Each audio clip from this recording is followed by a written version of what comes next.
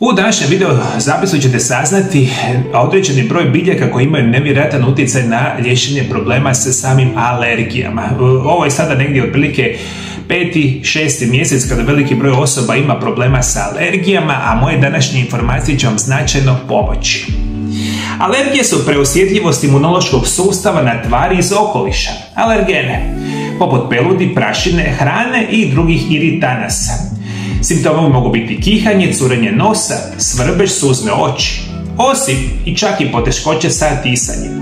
Osim klasičnih lijekova postoje prirodni pripravci koji mogu pomoći u ublažavanju simptoma alergija bez jedne nuspojave. I takvih prirodnih lijekova ima jako puno, nažalost osobe to praktično ništa ne znaju, što je velika šteta jer želite se liječiti na potpuno prirodan i siguran način. Moja prva preporuka kao prirodni lijek koji je nevjerojatno znanstveno dokazan za liječenje samih alergija će biti biljka koja se naziva Baikal Scalpa, na latinskom Scatelaria baicalensis.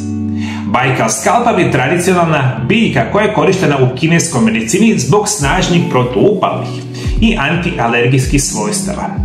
Ova biljka sadrži flavonoide poput baikalina koji djeluju kao prirodni antihistaminici. Pomažu u blokiranju histamina, kemikalije koji izaziva alergijske reakcije.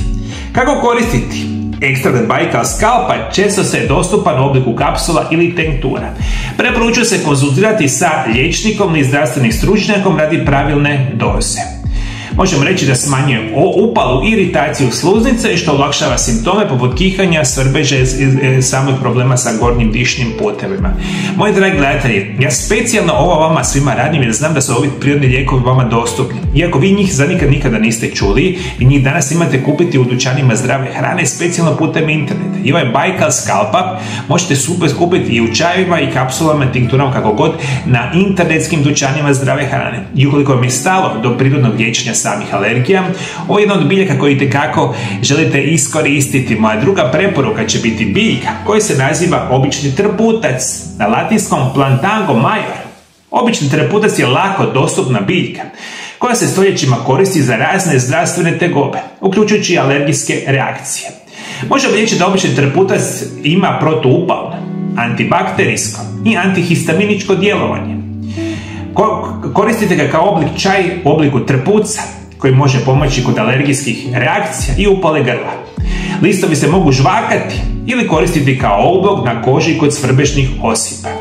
Prije svega možemo reći da umiruje nadraženu sluznicu i smanjuje otok i crveno. Evo još jedna informacija o znanstveno dokazanih prirodnih lijekova koji uklanjaju probleme sa alergijama. Obični trputac, čaj, kapsule, tinkture, možete sve naći super jednostavno. I moja treća preporuka kao jedan krasan prirodni lijek za liječenje samih alergija, ovo će veliki broj vas itekako znati, biti će kopriva. I kada govorimo o koprivi ili urtica dioica, je jedan od poznatijih prirodnih lijekova protiv alergija. Možemo reći da listovi koprive prirodno blokiraju histamin i druge tvari koje uzrokuju alergijske simptome. Kako koristiti? Koristite čaj od koprive ili ekstrakt u kapsulama koji pomaže kod sezonskih alergija, posebno kod kihanja i curenja nosa. On je krasan prirodni antihistaminik i djeluje kao prirodno protuupalno sredstvo. Ono što vam želim, moji dragi gledatelji, preporučiti.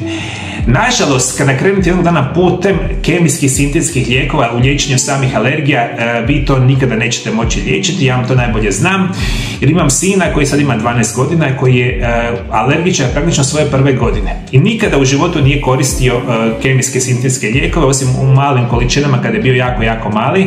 Danas, 12 godina poslije, bilo kakve sezonske alergije, mi to rješavamo prirodnim putima na prirodne načine. I onda oni se sigurni da ovih problema nećete imati sa nuspojavama. Evo vam još par informacija koje vam mogli značajno pomoći kao prirodni lijekovi u sprečavanju alergija. Još jedna preporuka će biti querceti. To je prirodni flavonoid koji se nalazi u mnogim voćem i povrćem, poput luka, jabuka i bobičastog voća. Ovo je moćan prirodni antihistaminik i antioksidansi koji smanjuje upalne procese u tijelu. Dostupan je kao dodatak prehrani u obliku kapsula. Ono što vam može pomoći apsolutno će biti probiotici koji pomažu u jačanju imunološkog sustava i smanjivanju simptoma alergija. I naravno da izbjegavate alergene koji često možete biti izloženi, naravno sami znate kada ste izloženi alergijama, vama alergijske reakcije će biti gore. Moji dragi gledatelji, prirodno liječenje je ključ zaustavljanja bolesti. Sve što dolazi sa lošim životom i kemijskim lijekovima, nažalost, nikada neće završiti dobro. Ovih prirodnih lijekova ima tisuća vrsta i uvijek je cilj naravno nas educirati. No što vam zapravo želim reći, da prirodni lijekovi poput bajka skalkapa, običnog trpuca, koprive i kvercetina mogu značajno pomoći u ublažavanju simptoma alergija. A što je naravno bitno u svemu tome, kada ne znate kako se to zapravo koristi, imate opciju, moji dragi gledatelji, da nazovete Mario Lab centar iz Zagreba na broj telefona +385 98 9179 200. To je moja ordinacija, dragi moji gledatelji, svi koji imate problema sa alergijama. I ukoliko želite saznati kako se putem nutricionizma i prirodnih lijekova prirodno sprečavaju alergije, nazovite moju ordinaciju, dogovorite termine konzultacija ili termine dolaska u samu ordinaciju. Ja vam danas nakon 25 godina radim sa cijelim svijetom, imamo detaljne razrađene programe nutricionizma i prirodnih lijekova koji liječe vaše alergije bez nuspojava i bez onih silnih simptoma kemijskih lijekova. Ukoliko vas išta od toga interesira, nazovite moju ordinaciju i pomozite sami sebi. A svi vi koji želite saznati još neke od tih prirodnih lijekova koji pomažu vašim alergijama, pogledajte ovaj video zapis, ovom podatiću pored mene, stisnite slobodno i saznaćete još jedan od novih prirodnih načina liječenja alergija od 1000 video zapisa na mojim internetskim stranicama i putem društvenih mreža. Hvala što me pratite me i dalje, Bog vas blagoslovio, Bog blagoslovio vašu obitelj. Mi se vidimo drugi puta, lijepi pozdrav!